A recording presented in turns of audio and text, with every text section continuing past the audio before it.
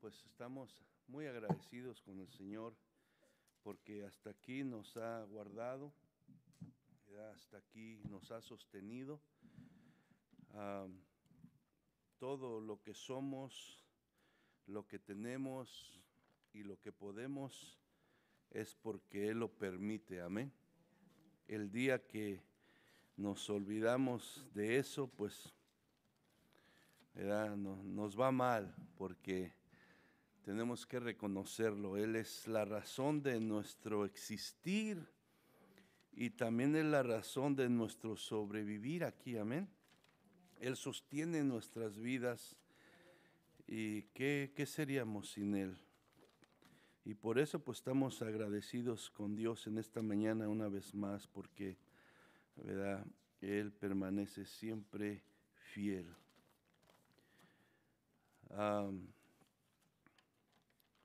Estamos contentos, ¿verdad? Por lo que sucedió la semana pasada.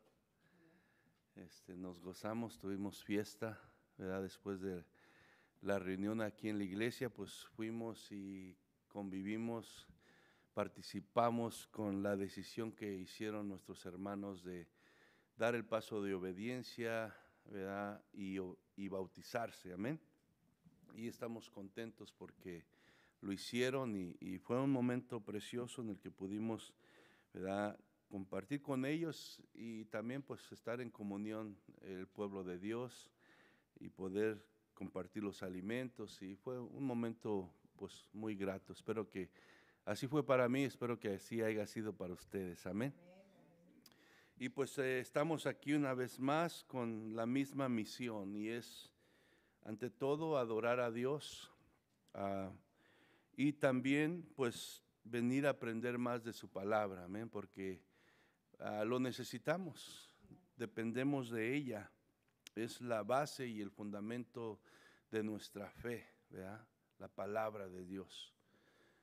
La fe que Dios puso en nuestros corazones para venir delante de Él y reconocer nuestra pecaminosidad, nuestra necesidad de salvación, pues de alguna manera surgió por el oír la verdad, la palabra de Dios.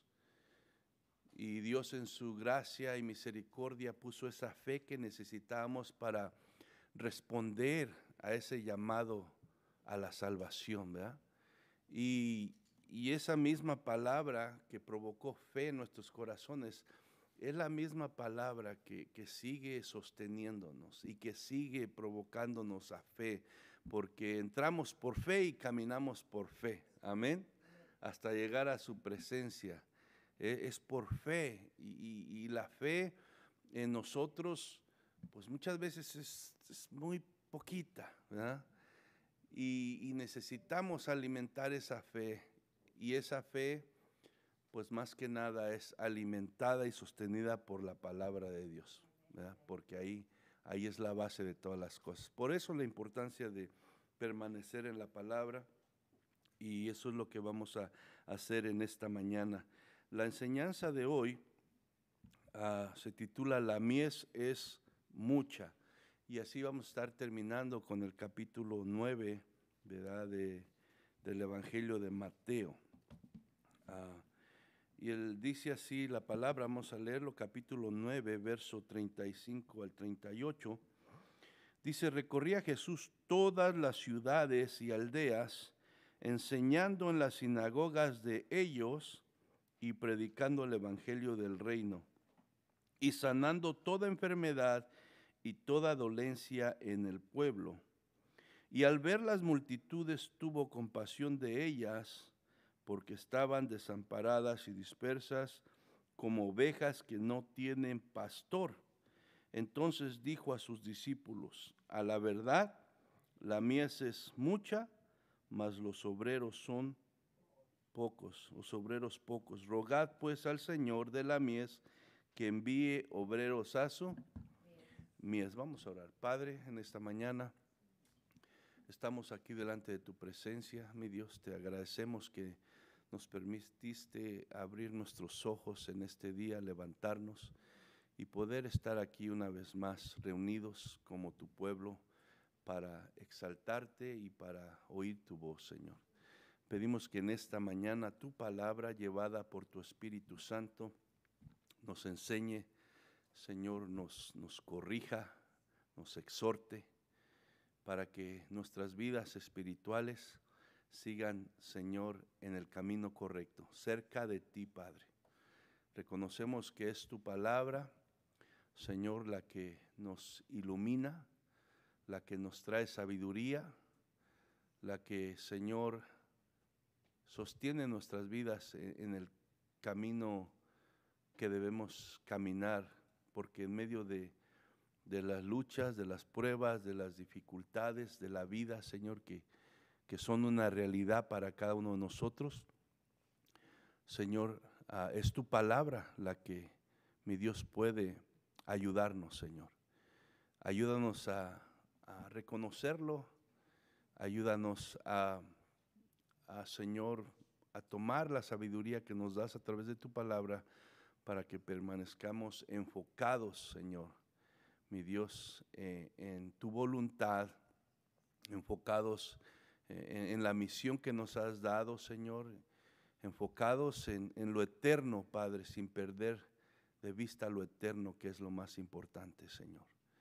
Conoces el corazón de cada uno de mis hermanos que están aquí. Todos y cada uno estamos aquí por tu gracia. Caminamos por tu gracia y llegaremos a tu presencia por tu gracia, Señor. Nadie está aquí porque sea bueno o mejor que nadie. Es tu gracia, Señor, y pedimos que sigas extendiendo tu gracia a nuestras vidas, mi Dios. En el nombre de Cristo Jesús te lo pedimos y te damos gracias, Señor. Amén y amén. La mies es mucha. Hemos visto muchas cosas en estos primeros 9 capítulos del Evangelio de Mateo, ¿verdad?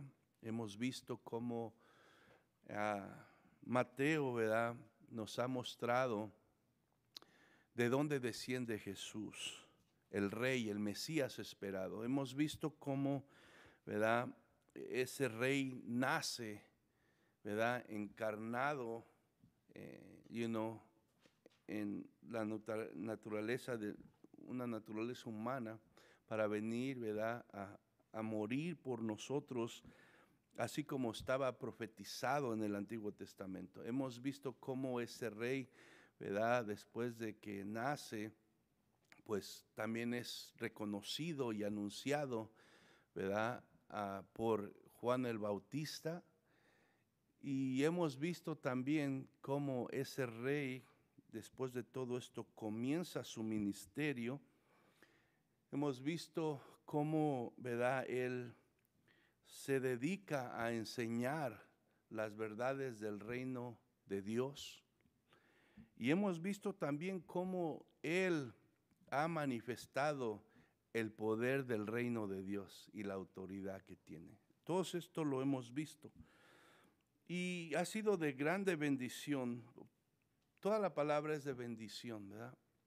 Pero cuando veía yo lo del Sermón del Monte, verdaderamente son verdades que uno ha escuchado por años, pero al yo estudiarla y meterme para venir a compartirla con ustedes, fue una grande bendición para mí. Y ver también, ¿verdad?, cómo Dios se compadece de la necesidad del ser humano, y ver cómo Dios dio a su Hijo para venir y ¿verdad?, confortar, liberar, ¿verdad?, a los afligidos, a los enfermos. Ha sido, como le digo, algo que viene, te refresca, te fortalece y te ayuda a seguir enfocado.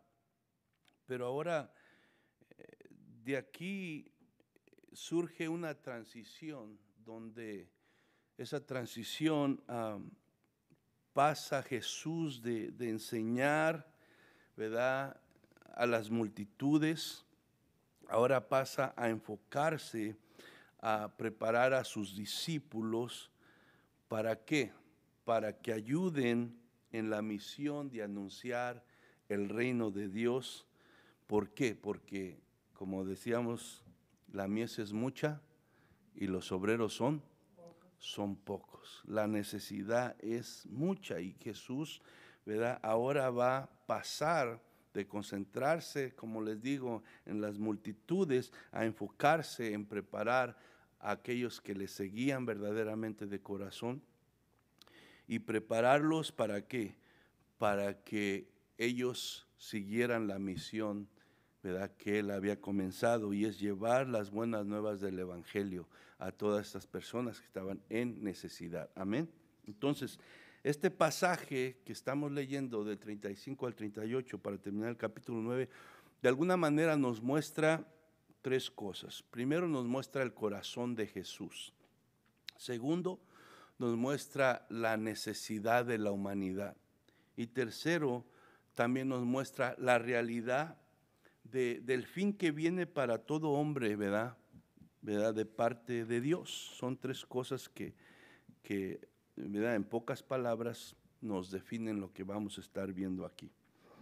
Y el verso 35 donde comenzamos dice así: recorría Jesús todas las ciudades y aldeas, enseñando en las sinagogas de ellos y predicando el evangelio del reino y sanando toda enfermedad y toda dolencia en el pueblo.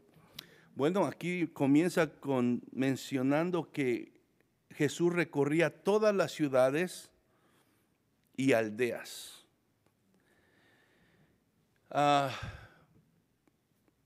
Nosotros a veces se nos hace lejos ir a la iglesia en carro. Ay, está hasta allá, ¿verdad? Quisiéramos que estuviera saliendo de la casa y ahí, ¿verdad? O si nos la llevan a la casa estaría mejor. Pero Jesús dice que recorría a pie todas las ciudades y las aldeas, ¿verdad?, de ahí donde él estaba. Según el historiador Josefo, muy reconocido y mencionado por todos los grandes, ¿verdad?, estudiadores de la palabra, en el tiempo de Jesús había aproximadamente 200 ciudades y pueblos en la región de Galilea, ¿verdad? Era un territorio de aproximadamente 80 millas por 42 millas. 80 millas es como de aquí a Los Ángeles, o 70 y algo, ¿verdad? Y 42 millas como de aquí, casi llegando ahí a Anaheim, o por ahí. Nada para que se dé una idea, ese territorio donde habían aproximadamente unas 200 ciudades y pueblos, era como de 80 millas por 42 millas. Y se calcula, ¿verdad?, que tenía una población de habitantes cerca de los 3 millones de personas. Eran unos lugares que, pues, la tierra era muy fructífera y eso hacía que mucha gente, ¿verdad?, estuviera ahí. Entonces, por lo que se lee de los historiadores estos, se cree que había una población aproximadamente como de 3 millones de personas. Y Jesús recorrió todas esas ciudades, todas, ¿verdad?, y esas aldeas, ¿verdad?, a pie para llevar las buenas nuevas de salvación. Entonces, ¿qué hacía Jesús? Bueno, él iba ofreciendo el reino de Dios. ¿Por qué? Porque Él era el rey. Él era la puerta. Él era el camino. ¿Para qué? Para entrar a su reino. Y eso vino. Dice, el reino de Dios se ha cercado. Y Él andaba invitando, ¿verdad?, ofreciendo esa entrada a su reino.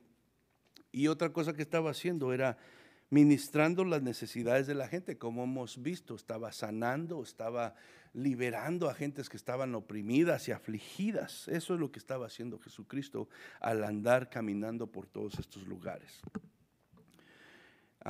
Y también nos dice en ese verso 35, dice, andaba enseñando en las sinagogas de ellos y predicando el evangelio del reino. ¿Qué era una sinagoga? Era un lugar de reunión. Era un lugar de reunión donde todos los judíos se juntaban. ¿A qué se juntaban ahí? A adorar a Dios. pero aparte también de adorar a Dios, era un lugar donde se administraban las cosas legales que tenían que ver con los judíos solamente. Para eso estaban las sinagogas. Las sinagogas surgieron después de que el templo de Salomón fue destruido. Cuando el pueblo de Israel fue conquistado por el pueblo babilónico, destruyeron el templo, que era donde se llevaban estas actividades de adoración, y que dice que se los llevaron, fueron exiliados de ahí. Entonces, al no tener el templo, pues ahora en los lugares donde ellos ahora los llevaron, pues entonces empezaron a surgir esto de las sinagogas, y con que hubiera 10 o más judíos podían formar una sinagoga para poder llevar a cabo estas reuniones que les digo de adoración, de alguna manera de meditación en la palabra, y para hablar de las cosas que incumbían con ellos en su vida diaria.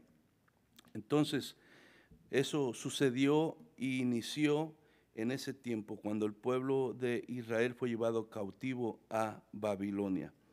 Ahora, dice que Jesús enseñaba en las sinagogas. Y si va conmigo ahí a Mateo 13:54, en todas estas ciudades y aldeas había sinagogas, y Jesús iba primeramente allí y enseñaba, ¿verdad?, la palabra del Señor.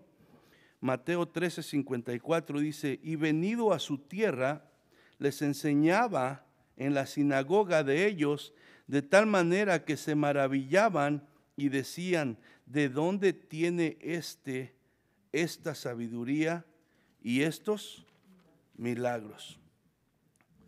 Pero también nos dice que no solamente enseñaba en las sinagogas, dice que predicaba el evangelio del reino.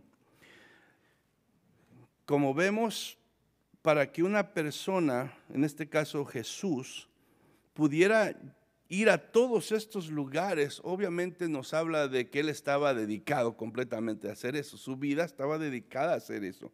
Esa era su misión, y estaba entregado a su misión. Cuando no estaba enseñando en la sinagoga, estaba predicando el evangelio, ¿dónde? En las orillas del mar de Galilea, por los montes, por las calles, por las ciudades, en todo lugar estaba predicando. Donde quiera que él iba, estaba predicando el reino de Dios. Cuando Jesús predicaba, no solamente explicaba el sentido de la ley del Antiguo Testamento como lo hacía en las sinagogas cuando él, ¿verdad?, tomaba la palabra, sino en su predicación Jesús hacía un llamado personal a creer en el evangelio del reino y a poner su fe en él como Mesías, ¿verdad?, y el rey del reino de Dios. Entonces, vemos aquí que hay enseñanza y hay predicación, que no son lo mismo, son dos cosas diferentes, ¿verdad? Enseñar y predicar el evangelio del reino de Dios sigue siendo la tarea más principal de la iglesia en estos tiempos también, así como lo era para Jesús. Sigue siendo lo más principal para la iglesia, enseñar y predicar, ¿verdad?, el reino de Dios, el evangelio de nuestro Señor Jesucristo. Ahora, ¿qué es la predicación del evangelio? ¿Para qué se usa? ¿Y para qué se usa la enseñanza, ¿verdad?, de Dios, de la palabra de Dios? Bueno, Mateo 28, versos 19 y 20, nos dice esto. Dice Jesús: por tanto, id y haced discípulos a todas las naciones, bautizándolas en el nombre del Padre, del Hijo y del Espíritu Santo. Y dice el verso 20, ¿qué? Enseñándoles que guarden todas las cosas que os he mandado, y he aquí que estoy con vosotros todos los días hasta el fin del mundo. Entonces, hermanos, cuando uno, ¿verdad?, predica el evangelio, lleva la intención, ¿verdad?, de provocar los corazones a la fe y a venir a los pies de Cristo, o sea, para ser discípulos. Cuando uno, ¿verdad?, enseña la palabra, de alguna manera envuelve eso, pero también envuelve de alguna manera llevar entendimiento a las mentes, ¿verdad?, para que puedan ellos, ¿verdad?, entender el propósito de Dios para su vida, para su crecimiento espiritual. Y las dos cosas son importantes. Si va conmigo ahí a 1 Timoteo capítulo 4, verso 13, vemos, ¿verdad?, cómo Pablo le encarga a Timoteo estas cosas. Y son cosas que tenemos que poner atención porque tristemente en estos días hay mucha decadencia espiritual, hay mucho cristiano sin propósito. ¿Por qué? Por falta de enseñanza, por falta de oír la palabra de Dios, por falta de estar instruidos, por falta de entender la palabra, porque muchas veces, ¿verdad?, no se enseña la palabra. Y es importante, dice 1 Timoteo 4:13, entre tanto que voy, ocúpate en la lectura, en la exhortación y en la enseñanza. Ocúpate en la lectura, en la exhortación y en la enseñanza. Exhortación quiere decir que ocúpate en animar al pueblo de Dios. ¿Pero con qué lo vas a animar? ¿Con palabras simplemente humanas? No, enseñándoles la palabra, enseñándoles la verdad. Por eso es que hay muchas conferencias motivacionales con, se pudiera decir, buenos consejos, pero son consejos solamente humanos, que aunque están bien, sin una base sólida de la palabra, aunque suenen bonitos, aunque sean correctos, no van a llegar a ningún lado. Entonces, el pueblo de Dios tiene que ser animado, pero con la enseñanza bíblica, no con los pensamientos de hombres solamente, con la enseñanza bíblica. Segunda de Timoteo, capítulo 4, verso 1 y 2.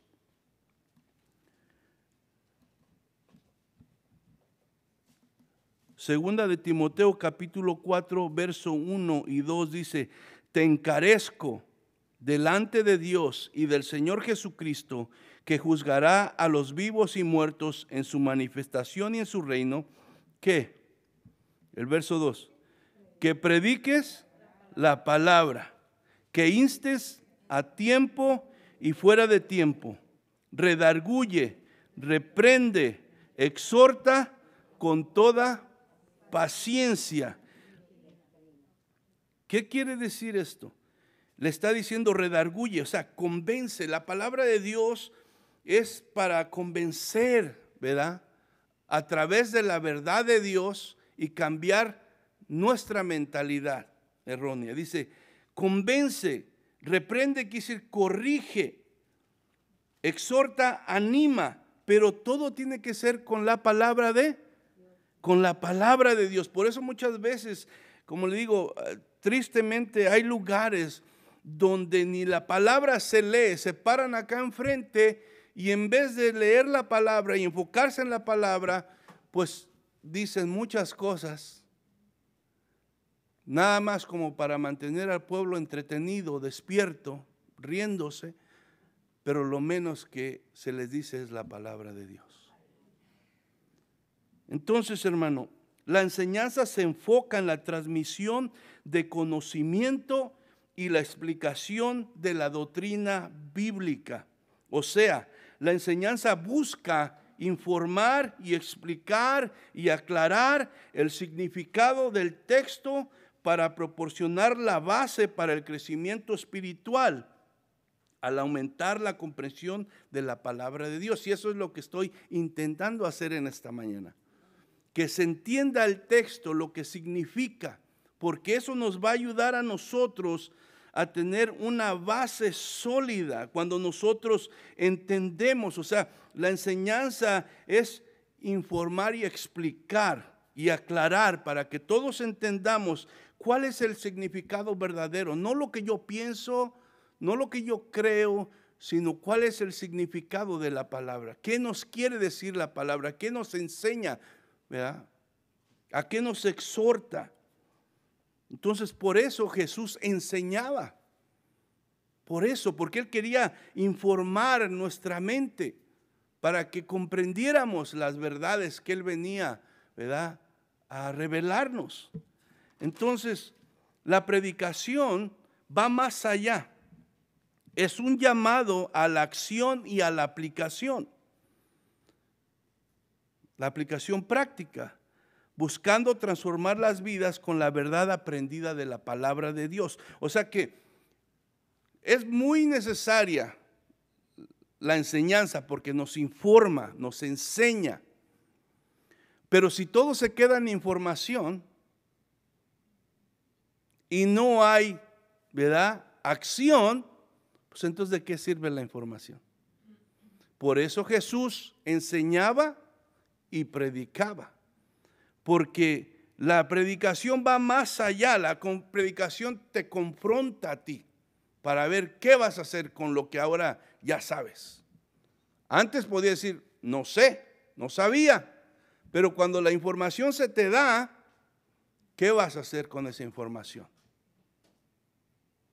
Entonces la predicación va más allá, es un llamado a la acción y a la aplicación práctica, buscando transformar las vidas con la verdad aprendida de la palabra de Dios. Si tu vida y mi vida no son transformadas por el conocimiento que ahora está viniendo a nuestra mente, entonces algo no está bien. Y por eso muchas veces el que está acá, ¿verdad?, aparte de enseñar, exhorta a través de la predicación para confrontarte, para motivarte, para hacerte que medites qué vas a hacer con lo que estás oyendo, con lo que Dios está revelando a tu vida. Porque si Dios te lo está revelando y te está dando el entendimiento, es para algo.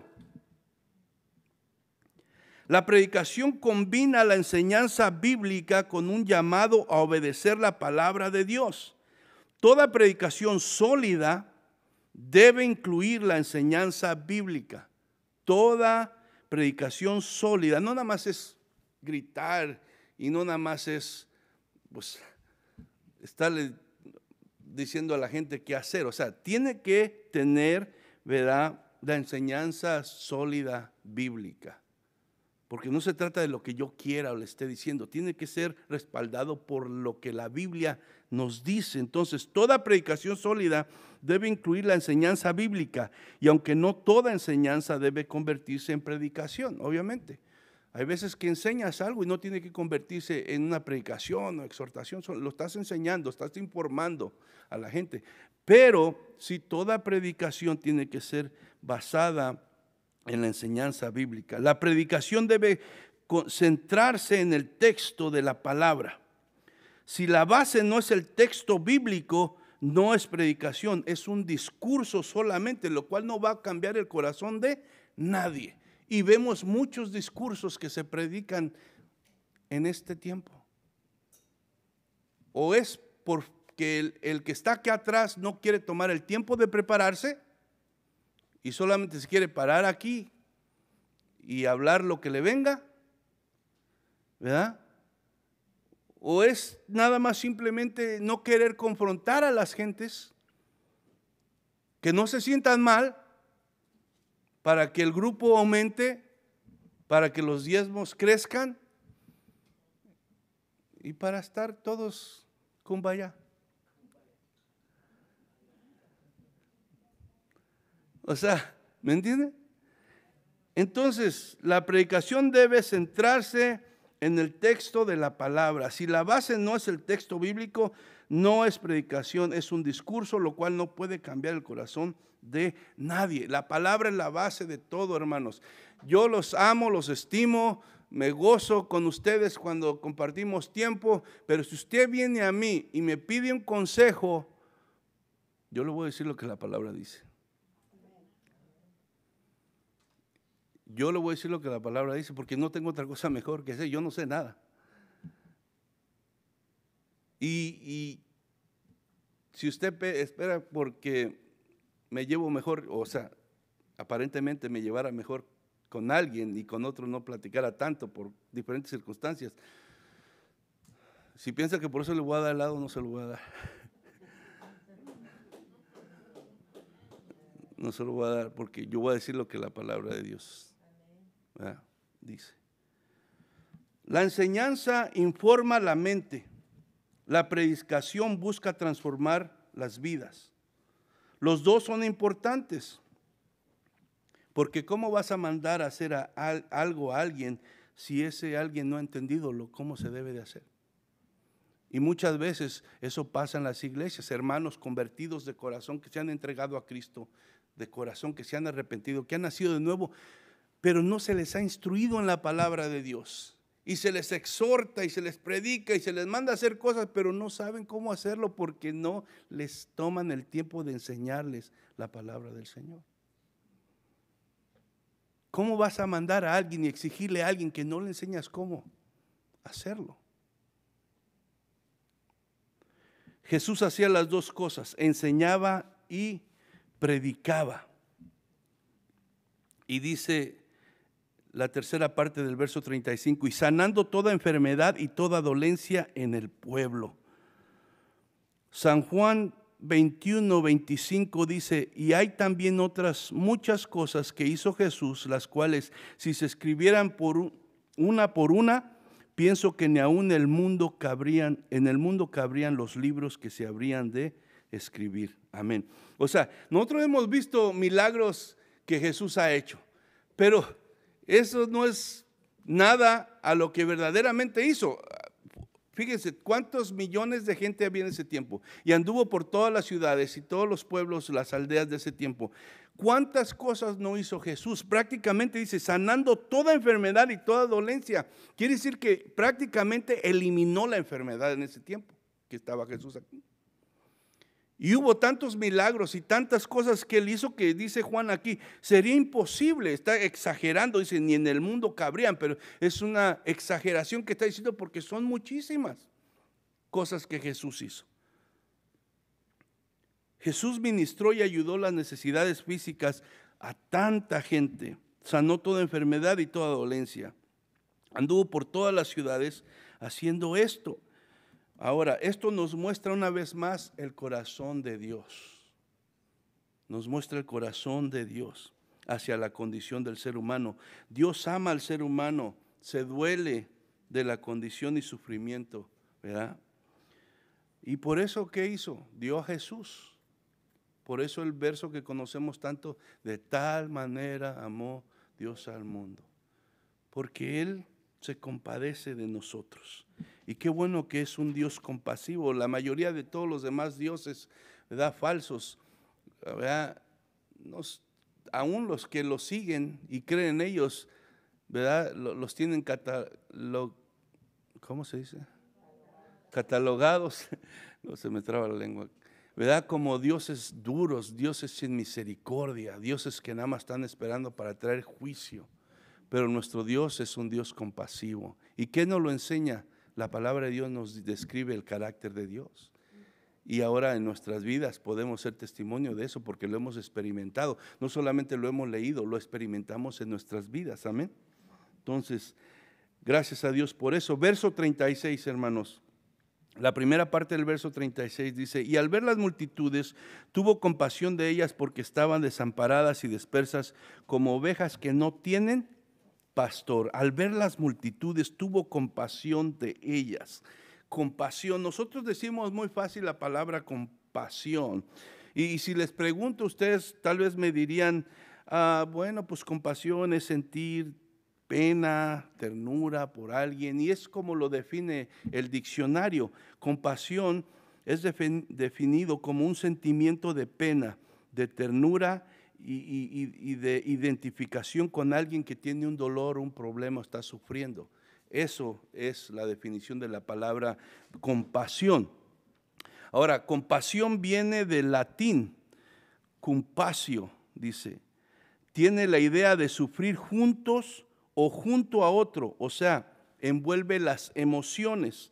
Es un sentimiento que se manifiesta desde el contacto y la comprensión del sufrimiento de otro ser que te lleva a tomar acción para ayudar a aliviar, a reducir o a eliminar lo que está causando el dolor de aquel ser. O sea, por eso vimos a Jesús, que no solamente, ¿verdad?, comprendía lo que estaban sufriendo aquellos que Él ayudó, sino Él aún se acercó a ellos y los tocó. Aquellas personas que nadie quería tocarlos, Él, ¿verdad?, acercándose más íntimamente, envolviéndose de alguna manera en lo que estaba pasando, fue y los tocó de una manera personal. Se envolvió, sufrió con ellos, sintió su dolor de ellos. Por eso dice, tuvo compasión. Y no nada más, ¿verdad?, se quedó en un sentimiento, como muchas veces nosotros vemos a alguien, ay, pobrecito, que el Señor lo ayude.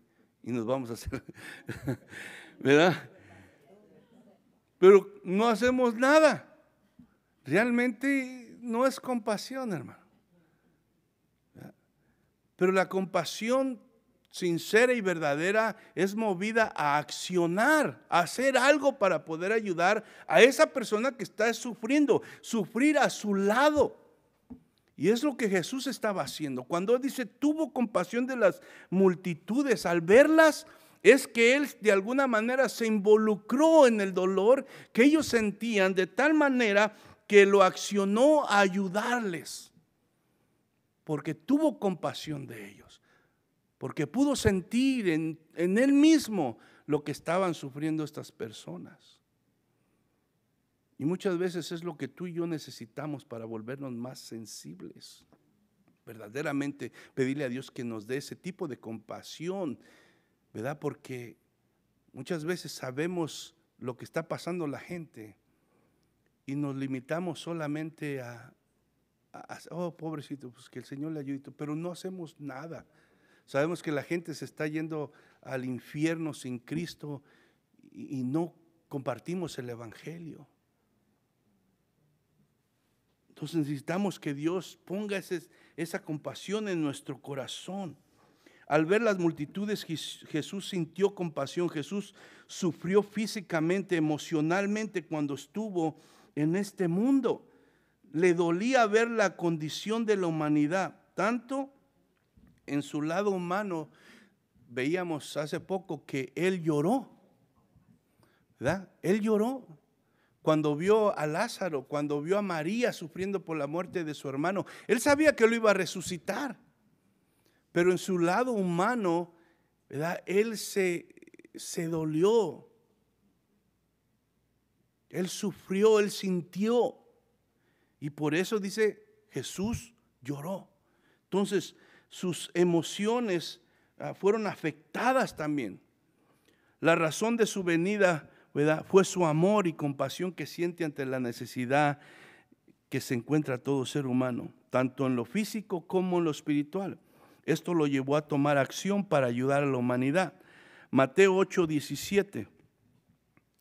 Mateo 8:17 dice, para que se cumpliese lo dicho por el profeta Isaías cuando dijo, Él mismo que tomó nuestras enfermedades y llevó nuestras dolencias. Él mismo, su compasión, su amor lo llevó a sacrificarse, a involucrarse, ¿verdad?, y a llevar nuestras enfermedades y nuestras dolencias. Su compasión lo movió a ayudar a mucha gente en sus necesidades físicas, pero la compasión de Jesús no se quedaba solamente en la necesidad física. La compasión de Jesús lo llevó a ver más allá de la necesidad física. Jesús podía ver la necesidad más grande que tiene el ser humano. ¿Cuál es esa? La necesidad espiritual. Él sanó, Él liberó, pero Él sabía que había una necesidad más grande en el ser humano, y era la necesidad espiritual, porque espiritualmente estaban muertos. Estaban muertos. Entonces, ¿qué nos dice esto? Que la compasión de Jesús no solamente fue un sentimiento de lástima. Cristo fue conmovido en lo más profundo de sus entrañas por la compasión que sintió al ver las multitudes y saber que espiritualmente estaban perdidas. le conmovió hasta las entrañas. ¿Qué está diciendo? O sea, prácticamente Mateo está diciendo aquí, cuando dice que él, ¿verdad?, tuvo compasión, está diciendo que Jesús se le retorcieron las tripas. En el lenguaje original, eso es. A nosotros se nos hace como, ok. Si usted va al lenguaje original, lo que quiere decir aquí es que a Jesús se le retorcieron las tripas al ver a las multitudes. Al ver que esta gente se encontraba perdida y lejos de Dios, le causó eso en su estómago. El sentimiento fue tan fuerte al ver la necesidad de esta gente que le causó eso en su estómago. Cuando las emociones son muy fuertes, ¿usted no ha sentido eso? Yo me acuerdo cuando teníamos una fiesta, una quinceañera, parece que era de mis hijas. Estábamos todo preparado, todo bien. Era un día importante para nosotros. Mi esposa estaba bien, ella tenía su tarea, yo tenía mi tarea y todo va a salir bien. De repente ya a última hora llega alguien allá a la casa, tocan la puerta y le dan así de repente la noticia a mi esposa que mi suegra había tenido un accidente aquí a la entrada a la calle y que estaba. Le cayó de repente la noticia que le afectó en su estómago, le dio un dolor que se perdió la quinceañera, hermano.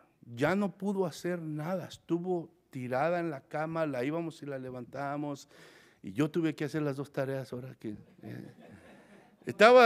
ahora ya me estresé yo de una manera que no me dolió el estómago, pero me estresé mucho, porque yo me preguntaban esto y me preguntaban lo otro y estaba fuera de control la cosa.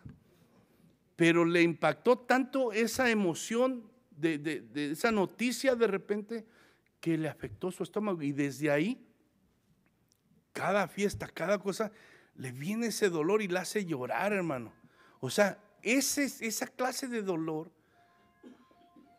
de alguna manera le vino a Jesús cuando vio las multitudes perdidas, cuando vio su necesidad.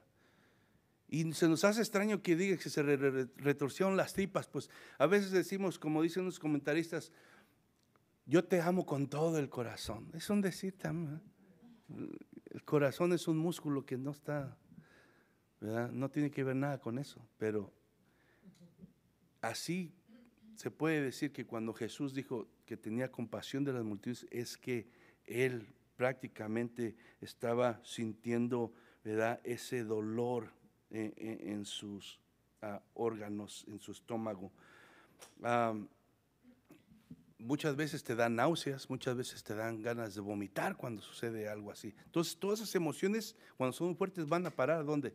Al estómago, ¿verdad? Y es lo que pasó. Es lo que está diciendo Mateo aquí, si tú vas al original. Entonces, Jesús sintió en su propio cuerpo humano los síntomas de la grande inquietud que sentía al ver la necesidad de salvación de esta gente. Y Hebreos 4:15 nos dice, porque no tenemos un sumo sacerdote que no pueda compadecerse de nuestras debilidades, sino uno que, tentado en todo según nuestra semejanza, pero sin pecado. O sea, tenemos a alguien que nos entiende, que sabe, porque Él lo experimentó, Él lo sintió. Entonces, por eso podemos ir confiados a Jesucristo, porque de alguna manera Él en su lado humano experimentó muchas de las cosas que nosotros experimentamos aquí, y Él nos entiende, amén. Entonces su compasión le lleva a pasar por alto la rebeldía, la indiferencia que nosotros como seres humanos le demostramos a Él muchas veces, ¿verdad? Y en vez de eso, ¿verdad?, Él nos da su amor, su misericordia, y siempre, siempre, aunque nosotros le rechazamos o que la gente lo rechaza, Él está dispuesto a ayudarnos. Insiste. Insistía antes de venir a Cristo, y ahora todavía como creyentes, a pesar de que muchas veces somos desobedientes, que nos queremos ir por nuestro propio camino, su misericordia, su amor sigue insistiendo para llevarnos por donde debemos ir, para que permanezcamos cerca de Él, ¿verdad?, para que practiquemos su verdad. Mateo 23:37 vemos a Jesús aquí una vez más expresando, ¿verdad? Lo que le dolía en el corazón y la compasión hacia las multitudes que estaban perdidas. Mateo 23:37 dice: Jerusalén, Jerusalén, que matas a los profetas y apedreas a los que te son enviados. ¿Cuántas veces quise juntar a tus hijos como la gallina junta sus polluelos debajo de las alas, y no quisiste? Por eso digo, a pesar de que rechazamos a Dios, a pesar de que nos rebelamos a Dios, Él sigue siempre en su misericordia y su amor, tratando de cobijarnos con su gracia y con su misericordia. Dice: y al ver las multitudes tuvo compasión de ellas, porque estaban desamparadas y dispersas como ovejas que no tienen pastor. Porque estaban desamparadas y dispersas. Desamparadas quiere decir que no tenían protección, hermano, no tenían ayuda. Pero también en el original griego, la idea es estar agotado, fatigado y desanimado. Cuando dice estaban desamparadas, lo que Jesús está queriendo decir es que estaban agotadas. Las veía fatigadas y las veía desanimadas cuando las veía. O sea, Jesús, ¿verdad?, está viendo tanto lo físico, pero también estaba viendo lo espiritual. Dispersas, ¿verdad?, en el sentido original es el de estar separadas, derribadas e indefensas. Así veía a la gente, cansada, separada, derribada e indefensas. Lo cual nos dice que Jesús veía a las multitudes, ¿verdad?, desorientadas, indefensas, necesitadas de cuidado y liderazgo espiritual. Y dice que las veía como ovejas que no tienen pastor. Se suponía que los líderes religiosos de ese tiempo, ¿verdad?, como los fariseos y los escribas, deberían de haber estado haciendo ese trabajo, ¿verdad? Al menos ellos se jactaban de que ellos eran los líderes, los que conocían a Dios. Ellos se jactaban de eso, pero obviamente no estaban haciendo su trabajo. Al contrario, ellos eran los responsables de la condición del pueblo de Dios. En vez de enseñarles la palabra, en vez de guiarlos a Dios, ellos los estaban alejando, ellos los tenían así, cargados, cansados, alejados de Dios. ¿Por qué? Porque no los cuidaban, no los alimentaban, no los guiaban por el camino correcto. Al contrario, ellos los estaban maltratando, ¿verdad? Y en vez de preocuparse por las necesidades del pueblo, ¿verdad?, tenían al pueblo pues de alguna manera agotado, cansado y desesperado. ¿Por qué? Porque no les enseñaban la palabra de Dios pura y sana, sino les enseñaban la palabra adulterada, que iba llena de mandamientos y tradiciones de hombre, ¿verdad? Y esto de alguna manera, en vez de traer descanso y fortaleza al pueblo de Dios, lo que estaba haciendo era ponerles cargas más difíciles de llevar, ¿verdad?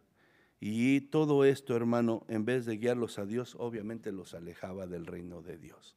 Era lo que estaban haciendo ellos. Entonces, por eso Jesús dice, como ovejas sin pastor. No tenían un líder que los guiara, que les dirigiera, que los alimentara. Mateo 23:13 dice: mas hay de vosotros, escribas y fariseos hipócritas, porque cerráis el reino de los cielos delante de los hombres, pues ni entráis vosotros, ni dejáis entrar a los que están entrando. Entonces vemos aquí Jesús les está reclamando y les está llamando hipócritas, porque en vez de hacer lo que deberían de hacer como líderes espirituales, estaban cerrando, ¿verdad?, las puertas del reino, o sea, alejando a la gente de la salvación y de Dios. Y eso también pasa en estos tiempos, hermano. Por eso es que uno tiene que, ¿verdad?, tener el conocimiento de la palabra de Dios para darse cuenta de estas cosas, cuando es de Dios o cuando no es de Dios. Amén. Entonces, Mateo 23:4, ahí mismo en ese mismo capítulo dice: porque atan cargas pesadas y difíciles de llevar y las ponen sobre los hombros de los hombres, pero ellos ni con un dedo quieren moverlas. Muchas veces se trata de puro legalismo, y, ¿verdad?, se le trata de imponer cosas al pueblo de Dios que más que ser mandamientos de Dios, son pensamientos e ideas de hombre o de alguna religión. Y el que está acá, pues nada más las quiere imponer, pero no las quiere hacer. Eso estaban haciendo y eso se hace también en estos tiempos. Entonces, pero esto no era nuevo. Dios ya se les había reclamado eso, ¿verdad?, a los líderes de Israel en el Antiguo Testamento. ¿Qué les reclamó Dios en el Antiguo Testamento? Su falta de sinceridad, liderazgo y compasión. Porque eso tenía al pueblo de Dios en la condición de decadencia espiritual en la cual se encontraban. Voy a leer rápido Ezequiel capítulo 34, verso 1 al 5. Ezequiel capítulo 34, verso 1 al 5. Dice: vino a mí palabra de Jehová diciendo: hijo de hombre, profetiza contra los pastores de Israel. Profetiza y di a los pastores: así ha dicho Jehová el Señor. Ay de los pastores de Israel que se apacientan a sí mismos. ¿No apacientan los pastores a los rebaños? O sea, aquí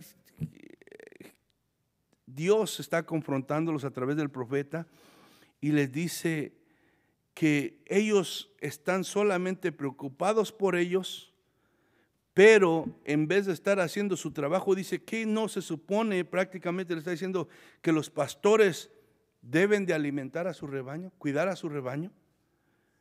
No, pero ustedes, dicen en el versículo 3, coméis la grosura y os vestís de la lana,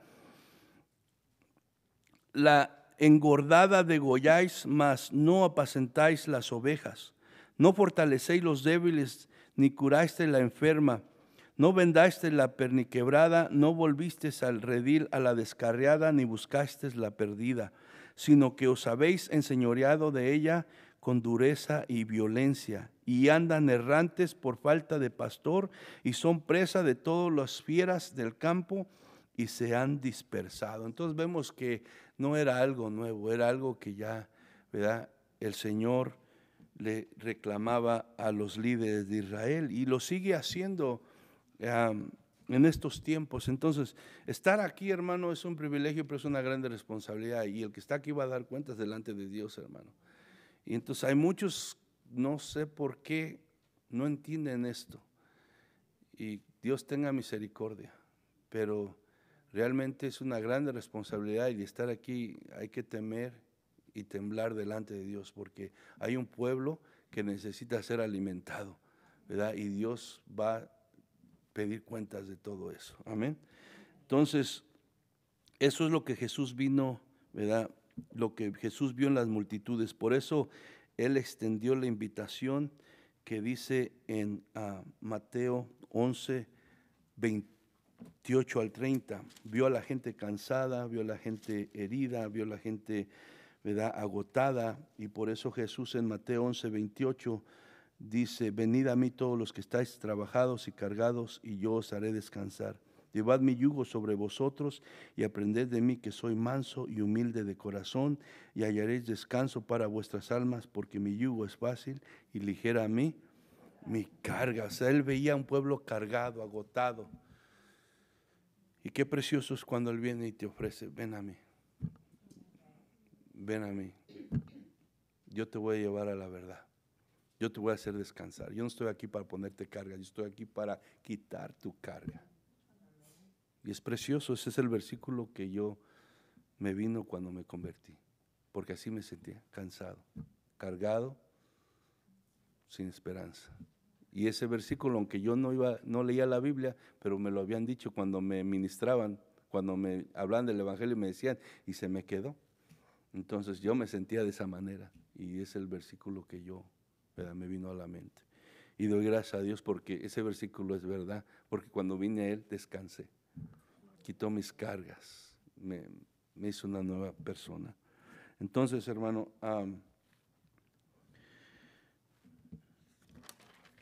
versículo 37 y 38, ya para terminar. Entonces dijo Jesús a sus discípulos: a la verdad la mies es mucha, mas los obreros pocos. Rogad pues al Señor de la mies que envíe obreros a su mies. A la verdad, dice, la mies es mucha. Cuando habla de la mies, hace referencia a una cosecha. Todos saben lo que es una cosecha, ¿eh? Cuando habla de la mies, hace referencia a una cosecha. Ahora, una cosecha no solo tiene fruto bueno para guardar en el granero. En una cosecha también hay cosas que se van a tirar y que se van a quemar. Entonces dice, a la verdad la mies es mucha. En la cosecha se toma lo bueno y se desecha lo malo, lo cual representa una cosecha de salvación, pero a la misma vez un tiempo de juicio y condenación. Entonces, ¿qué estaba viendo Jesús aquí? Bueno, como en la parábola del trigo y la cizaña, donde el trigo se pone en el granero, pero la cizaña se ata en manojos y dice que es echada al fuego. Jesús, cuando vio a esta multitud, se conmovió, se tuvo compasión de ellos, porque él sabía lo que viene para todo ser humano. Entonces Jesús se conmovió al saber que venía el día donde Dios levantará su cosecha. Ese día incluye el juicio y condenación y el infierno a todos aquellos que no tienen su fe en Cristo. Por eso Jesús sintió compasión al ver tanta gente perdida en sus pecados, muerta espiritualmente, sin que nadie que los guiara a la verdad. Es lo que estaba viendo Jesús cuando dijo, a la verdad la mies es mucha. Hay mucha gente que está sin Cristo, si está sin salvación, y le espera la condenación y le espera el infierno, el juicio de Dios. Es lo que estaba viendo Jesús. La mies tiene que ver con la multitud de personas que estaban en necesidad de oír el evangelio. Pero dice, mas los obreros son pocos. La mies es mucha, pero los obreros son pocos. A veces se tiene la idea de que está hablando aquí solamente de los líderes de la iglesia, o de los pastores, o de alguien que tenga un llamado de evangelista. Pero no, hermano, déjame decirte que cuando dice aquí obreros, se está refiriendo a todos nosotros, a todos los que estamos en Cristo. Todo creyente que sigue a Jesús tiene la tarea de compartir el evangelio para guiar a las personas a Dios a través de poner su fe en Jesús. Pero Jesús mismo lo reconoce, que los obreros son pocos, que los que se disponen a hacerlo son pocos. Y es triste eso, hermano, porque le digo, nosotros que sabemos cuál va a ser el destino de aquel que está sin Cristo, deberíamos de tener compasión y debería de movernos a la acción, de seguir compartiendo el evangelio, de hablarle a la gente, ¿verdad? De Jesucristo, porque si no, pues va a llegar el día de juicio, y si no tienen a Cristo en su corazón, entonces su destino es el infierno, hermano, por la eternidad. Pero pocos son los que se disponen a trabajar. Y digo, muchas veces está la idea esa de que, no, pues yo no soy llamado a eso. Tú eres llamado a eso. Todos seremos llamados a eso. Si tú eres discípulo de Cristo, si tú te has entregado a Cristo, tú eres llamado a eso. Tú eres un obrero y eres necesario para cumplir la misión del reino de Dios. Dice, rogad pues al Señor de la mies que envíe obreros a la mies. ¿Qué es lo primero que dice Jesús? Bueno, reconoce que pocos son los que se disponen a hablar del evangelio. Pero ¿qué debemos de hacer para eso? Bueno, primero que nada orar, pedirle a Dios, que es el Señor de la mies, que envíe obreros a su mies. Cuando uno ora y ora por esto, le está pidiendo a Dios. Yo he oído a muchos aquí que dicen, Señor, envía a alguien que le hable a mi familiar, envía a alguien que le hable a mi hijo, envía a alguien que esto, ¿ah? Cuando uno verdaderamente, constantemente hace lo que Jesús está diciendo que hagamos, que es orar y pedirle a Dios que envíe obreros a la mies, si nosotros lo hacemos verdaderamente con el corazón y estamos constantemente que Dios envíe obreros a su mies porque vemos la necesidad de las almas, ¿sabe qué va a pasar? Que Dios va a poner en usted el sentir de hacerlo usted. Usted va a ser el obrero. Y va a decir como Isaías, heme aquí, envíame a mí. Pero si usted no ora, si no hace lo que Él está pidiendo aquí, usted va a ser insensible a la necesidad. Si usted no ora, ¿verdad?, no va a sentir de parte de Dios la necesidad de hacerlo. Pero si usted ora a Dios que envíe obreros, Dios va a venir terminar tocando su corazón y usted se va a disponer a hacerlo. Porque así lo hace Dios. Rogar, orar, pedir a Dios que despierte ese deseo en el corazón de cada creyente, que ponga compasión hacia la situación espiritual de los que están sin Cristo, que nos ayude a tomar acción, ¿verdad?, y a comprometernos con compartir el mensaje del Evangelio. La Biblia dice, vamos a estar viendo en las siguientes clases, que Jesús manda a sus discípulos y les dice que den de gracia lo que de gracia han recibido. ¿Tú has recibido algo de Dios? Pues dice, da de gracia lo que recibiste de gracia. Entonces, hermano, esto nos confronta. ¿Entendieron lo que quiere decir ahora el pasaje? ¿Sí entendieron? ¿Ya lo entienden? ¿Seguros? Ok. Porque después de que uno lo entiende, ya no tiene excusa. Ahora, ¿qué vas a hacer con esto que entendiste hoy? Porque cuando vamos a evangelizar, y como que ahí se olvida la memoria. 3, 4, 5, y somos varios. Y nada más es una hora, se va, que vuela. A veces yo, ya vámonos, y se pasó el tiempo como que. Pero, hermano, tenemos una misión. Dios anda buscando obreros. Hay almas perdidas. Diario se muere la gente. Y muchos mueren sus pecados. Y ya no hay solución. Entonces, hermano, piense, medite en esto. Haga su vida, póngase la mano de Dios, cumpla con sus responsabilidades, pero esfuércese. Esfuércese. Si usted espera tener el tiempo, si usted espera saber todo, si usted espera el momento perfecto para hacerlo, nunca lo va a hacer. Tiene que determinarse, pero empiece por orar, para que Dios le ponga ese sentir y obedezca, porque el no hacerlo está desobedeciendo a Dios, no al pastor, a Dios, a ese Dios que dice usted conocer y amar y agradecer todo lo que ha hecho en su vida. A Él lo está desobedeciendo. La mies es mucha. Oh, ya no oye, nadie quiere. No, eso déjeselo a Dios. Usted cumpla el mandato que Dios le ha dado de anunciar el Evangelio. Si quieren o no quieren, Dios es el que toca el corazón, es el que convence. Nosotros no salvamos a nadie, no convencemos a nadie. Nosotros solo somos mandados a sembrar la semilla, que es la palabra de Dios. Porque por la palabra, el oír la palabra, viene la fe. Queremos que vengan a Cristo, pero si no les llevamos la palabra, entonces ¿cómo van a venir a la fe de Cristo? Amén. Vamos a ponernos de pie.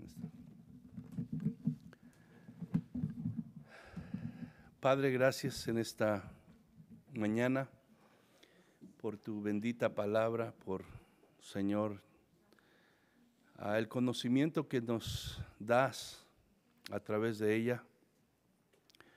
Revelas, Señor, tu corazón, revelas la condición de todo ser humano, la necesidad que hay en las almas, y nos recuerda, Señor, que viene un día donde tu juicio, Señor, va a ser ejecutado, y la única salvación, la única esperanza es aquellos que tienen su fe en Cristo, Padre. Hay mucha gente sin Cristo, hay mucha gente que se está yendo al infierno cada día. Es más, hay muchos que conocemos, aún familiares, que no tienen, Señor, tu salvación. Pedimos que en esta mañana, Padre, tu palabra llevada por tu Espíritu Santo a nuestros corazones nos abra los ojos espirituales, nos abra nuestros oídos espirituales. y ponga ese sentimiento de compasión, Señor. Compasión verdadera, no solamente un sentimiento de lástima momentánea, sino compasión por las almas que se pierden, Padre. De tal manera que nos dispongamos a hacer esos instrumentos, a hacer esos obreros que tú usas para, Señor, traer a las almas, Señor, a tu reino. Te pedimos en el nombre de Jesús, Padre, que quites el temor, que quites todo aquel estorbo, toda excusa que muchas veces, Señor, nos de alguna manera estorba para no hacer lo que tú nos has mandado. Ayúdanos a ver y a reconocer que estamos desobedeciendo, Señor. Que no se necesita un llamado especial a hacer eso. Tú nos has llamado a todos. Id y hacer discípulos a todas las naciones, enseñándoles que guarden todas las cosas que os he enseñado. Es un llamado, es un mandato, es una comisión que nos has dado a todos, Señor. Pero el enemigo muchas veces viene, Señor, a engañarnos, a hacernos pensar de alguna manera que, Señor, como tú eres amor, si no lo hacemos está bien. Pero no, Señor. Nos has llamado, nos demandas que lo hagamos, Señor, porque, Señor, alguien más lo hizo con nosotros. Y tu palabra dice que demos de gracia lo que hemos recibido de gracia, Padre. Te pido que como iglesia seamos obedientes y que como iglesia permanezcamos, Señor, siguiendo el consejo de tu palabra, enseñando y predicando, Señor, para que tú sigas obrando en los corazones, mi Dios. Danos de tu sabiduría, danos, Señor, de tu guianza en todo. Y ayúdanos a ser una iglesia bíblica, Señor, que tal vez muchas cosas no las vamos a entender y comprender hasta que estemos en tu presencia y no vamos a saberlo todo perfectamente, pero que andemos con un corazón sincero deseando eso. Deseando con todo nuestro corazón aprender, conocerte, vivir para ti, Padre. Que sea tu palabra la base de todo lo que creemos y hacemos aquí, Señor. Que tú tomes el primer lugar y que a todos, a pesar de ser personas diferentes, sentir diferentes, con gustos diferentes, nos unamos en la verdad de tu palabra, Señor. Porque aquí no se trata de hacer la voluntad de nadie, sino tu voluntad. En el nombre de Cristo Jesús, Padre, te lo pido. Y te doy gracias, Señor. Amén, Señor.